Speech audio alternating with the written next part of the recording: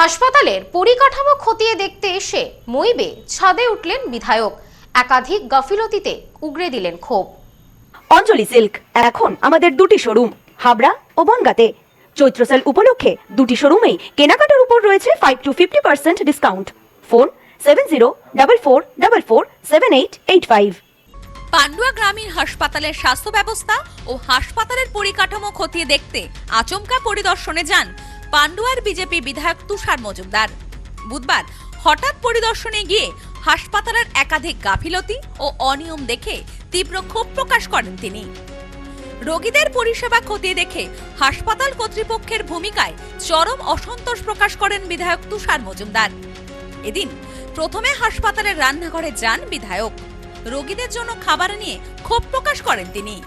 বিধায়ক বলেন, যে মাছ রোগীদের দেওয়া বারণ সেই মাছ দেওয়া হয়েছে, সবজি বলতে ডাটা।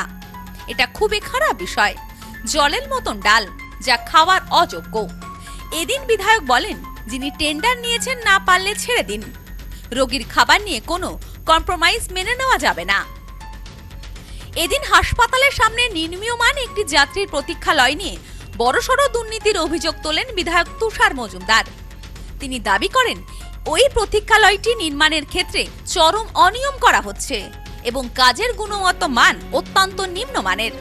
সরকারি টাকা খরচ করে কিভাবে এ ধরনের ত্রুটিপূর্ণ কাজ হচ্ছে তা নিয়ে সরব হন তিনি। বিধায়ক তুষার কুমার মজুমদার জানান, হাসপাতালের স্বাস্থ্য ব্যবস্থা ও রোগী পরিষেবা খতিয়ে দেখতেই আমি আজ সরজমিনে পরিদর্শনে এসেছিলাম, কিন্তু এখানে এসে যা দেখলাম তা অত্যন্ত হতাশাজনক। বিষয়টি মুখ্যমন্ত্রীর কাছে জানাবেন বলে জানান তিনি। দেখুন, হসপিটালে আমি না বলে আসার কারণ এটাই যে আমাকে যখন ডাকা হয় তখন বিভিন্ন রকমের সুন্দর হয়, সব কিছু সুস্থভাবে হয়, সংবর্ধনা হয়, ভালো হয় সব কিছু। কিন্তু আমি মনে মনেই ছিলাম যে আমি যখন ঢুকবো তখন আমি কাউকে বলবো না, আমি নিজেই হসপিটালে ঢুকবো। তো প্রথম মিড ডে মিল যেখানে হয়, যেখানে খাওয়া দাওয়া যে কিচেন আছে সেখানে ফার্স্ট দিকে। তো কিচেনে যেখানে ডাক্তারবাবুদের কথা হচ্ছে চারা মাছ খাওয়ার ব্যাপার আছে, যে মাছটা খেতে বারণ করা হয় সেই মাছটা ওখানে রান্না হচ্ছে, বড় মাছ।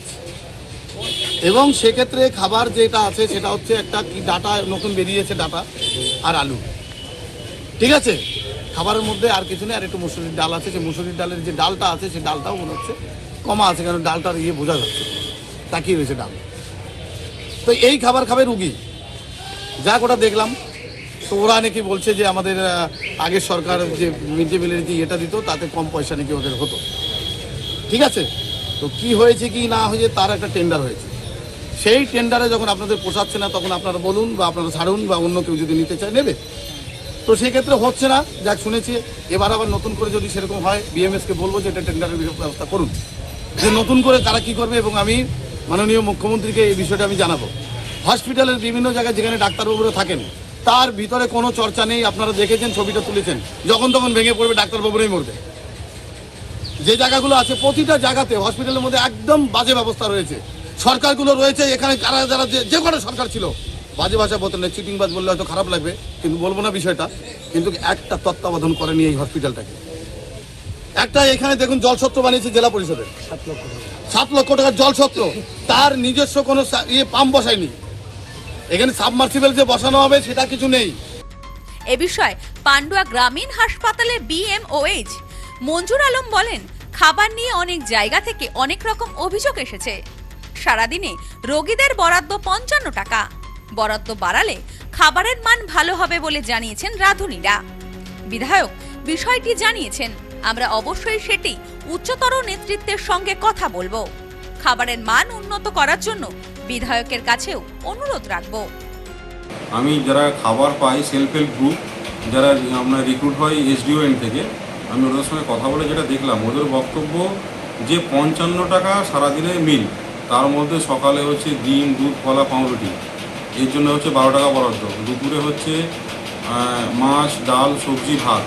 রাতের বেলা হচ্ছে ডিম, সবজি, ভাত। এই যে শিডিউল খাবারের, এইটা হচ্ছে 2005 না কত সালে, আমি সঠিক জানি না। তো সেই আপডেটটা আজ অবধি, যেহেতু জিনিসপত্রের দাম বেড়েছে, এখনও ওটাকে আপডেট করা হয়নি। ওটা বাড়ালে ওরা বলছে যে আমরা খাবারটা ঠিকঠাকভাবে করতে পারবো। আমি অন্যান্য ব্লকের সঙ্গেও কথা বলেছি, সব ব্লকেই এখন এরকমই অবস্থা। তবেও আমি ওনাকে অনেকবার ওয়ার্ন করেছি যে আপনি হয় কাজ করলে হয় করুন, আর নয়তো কাজ ছেড়ে দিন, কিন্তু খাবার ব্যাপারে রোগীদের ব্যাপারে কোয়ালিটিতে কম্প্রোমাইজ করা যাবে না। জেলা পরিষদ থেকে বানিয়েছিল এবং বানানোর পর থেকে ওটা সেরকমভাবে ফাংশনাল ছিল না। আমি বারবার চিঠি করার পরে আমি যেটা জানতে পারি, ইঞ্জিনিয়াররা ভিজিট করার পর, যে হচ্ছে ওইখানে জলের লেভেলটা হচ্ছে এতটাই কম বা এটা ঠিকঠাকভাবে করা যাচ্ছে না, যে কারণেই হোক মোটামুটি ওটা নন ফাংশনাল এখন। এমন অবস্থায় ওইটা আমি আবার হায়ার অথরিটিকে চিঠি করবো এবং এর মধ্যে আমার করার মতো কিছু নেই, মানে আমি যে নিজে কিছু করতে পারবো এরকম এখতিয়ার আমার নেই। Bureau report, news no man's land, Pandua. পশ্চিমবঙ্গের উত্তর 24 পরগনা জেলার বনগাঁ এলাকায় সুধীর কর্মকার কলেজ অব এডুকেশন এক স্বনামধন্য এবং অতি উল্লেখযোগ্য শিক্ষণ মহাবিদ্যালয়। বর্তমান এই শিক্ষক মহাবিদ্যালয়ে নতুন শিক্ষাবর্ষে বিএড অ্যাডমিশান চলছে। তাই বিএড অ্যাডমিশান নেওয়ার বিষয়ে যে সমস্ত শিক্ষার্থীরা আগ্রহী তারা অতি সত্বর কলেজের অফিসে এসে যোগাযোগ করবেন। আমাদের কলেজের ঠিকানা গোপালনগর, চরচালকি, বনগাঁ, উত্তর 24 পরগনা। পিন নম্বর 743235।